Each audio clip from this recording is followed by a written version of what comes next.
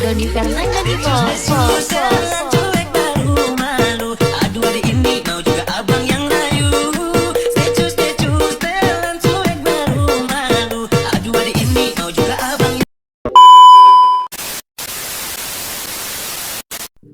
Menurutmu, kapan sih krisis ekonomi terparah yang pernah dialami oleh Indonesia?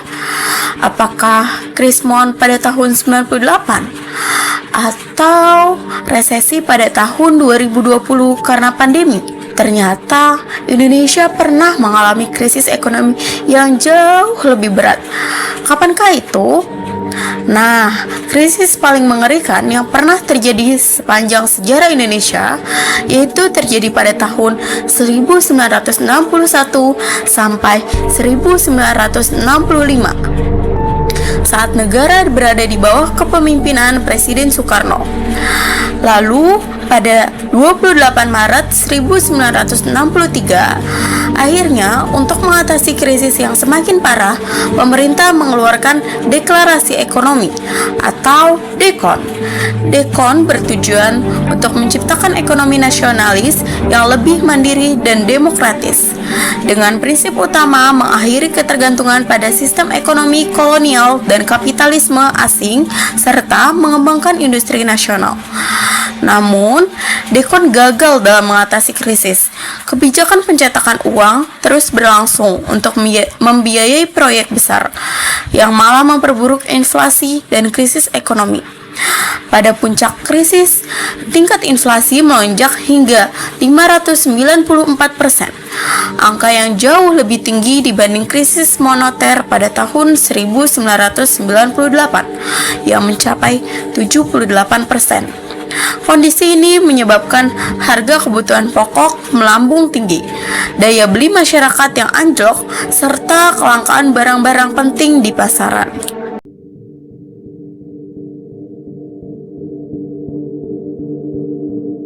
Krisis ekonomi tidak terjadi secara tiba-tiba, melainkan merupakan akumulasi dari berbagai faktor yang saling berkaitan.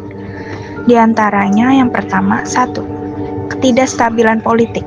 Pada era demokrasi liberal dan demokrasi terpimpin, sistem pemerintahan tidak berjalan efektif. Pergantian kabinet yang terlalu sering membuat kebijakan ekonomi tidak dapat dijalankan dengan baik. Selain itu, perbedaan ideologi politik yang tajam menyebabkan konflik berkepanjangan di antara berbagai kelompok politik. Yang kedua, konflik internal dan pemberontakan. Ketidakpuasan terhadap pemerintah pusat memicu berbagai gerakan pemberontakan seperti Republik Maluku Selatan atau RMS dan Perjuangan Rakyat Semesta atau Permesta. Pemberontakan ini menguras sumber daya negara, memperburuk situasi ekonomi, dan menghambat pembangunan nasional. Ketiga, kebijakan ekonomi yang gagal. Pemerintahan menerapkan berbagai kebijakan ekonomi yang kurang efektif, seperti nasionalisasi perusahaan-perusahaan asing tanpa persiapan matang, serta pencetakan uang dalam jumlah besar untuk membiayai proyek-proyek mercusuar Soekarno. Kebijakan ini justru mempercepat inflasi dan memperburuk kondisi ekonomi rakyat. Keempat, ketimpangan pembangunan. Fokus pembangunan yang lebih banyak diarahkan ke Pulau Jawa menyebabkan kesenjangan ekonomi dengan daerah lain semakin lebar. Akibatnya, banyak daerah merasa terabaikan dan semakin sulit berkembang secara ekonomi. Kelima, pengeluaran besar untuk operasi militer. Operasi Trikora pada tahun 1961 sampai 1962 dan Dwikora pada tahun 1963 sampai 1966 membutuhkan biaya yang sangat besar sehingga semakin membebani keuangan negara. Dalam kondisi krisis ini menimbulkan dampak yang cukup besar. Pertama, penurunan kesejahteraan rakyat. Harga barang kebutuhan pokok meningkat drastis, membuat banyak masyarakat kesulitan memenuhi kebutuhan dasar seperti makanan dan sandang. Kedua, kelangkaan barang. Inflasi tinggi menyebabkan pasokan barang-barang penting menjadi terbatas, yang memperburuk penderitaan rakyat. Ketiga, melemahnya kepercayaan terhadap pemerintah. Krisis ini memperburuk citra kepemimpinan Soekarno. Banyak pihak termasuk militer dan masyarakat sipil mulai meragukan kemampuan Soekarno dalam menangani negara.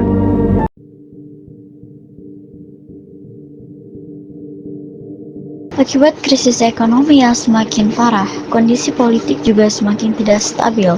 Keadaan ini berpuncak pada peristiwa gerakan 30 September 1965 yang kemudian membuka jalan bagi berakhirnya pemerintahan Soekarno. Pada tahun 1966, Soekarno menyerahkan kekuasaan kepada Soeharto yang kemudian membentuk Orde Baru. Di bawah pemerintahan Soeharto, berbagai kebijakan ekonomi diterapkan untuk mengendalikan inflasi dan memulihkan ekonomi nasional. Beberapa di antaranya adalah yang pertama, pemerintah menghentikan kebijakan mencetak uang dalam jumlah besar untuk mengurangi inflasi. Yang kedua yaitu Soeharto mulai menerapkan kebijakan ekonomi yang lebih liberal, membuka kembali hubungan dengan investor asing, dan menghapus beberapa kebijakan ekonomi Soekarno yang dianggap menghambat pertumbuhan. 3. Pemerintah meningkatkan penerimaan pajak dan memperbaiki sistem administrasi fiskal. 4. Indonesia kembali bergabung dengan PBB serta menjalin kerjasama dengan IMF dan Bank Dunia untuk mendapatkan bantuan ekonomi. 5. Soeharto menjalankan operasi pembersihan terhadap simpatisan PKI dan kelompok-kelompok oposisi lainnya, serta membangun kontrol ketat terhadap media dan masyarakat untuk memastikan stabilisasi politik.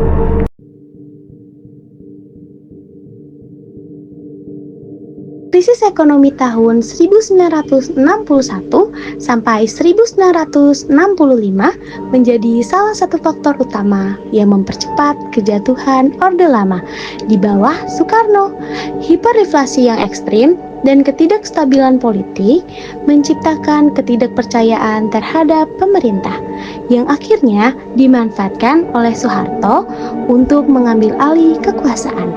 Melalui Super Semar, Soeharto menerapkan kebijakan ekonomi baru yang lebih stabil dan membuka hubungan dengan dunia internasional.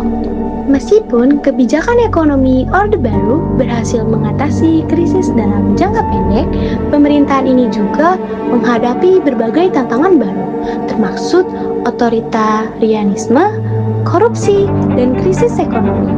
Berikutnya, pada tahun 1998 yang akhirnya mengakhiri rezim Soeharto.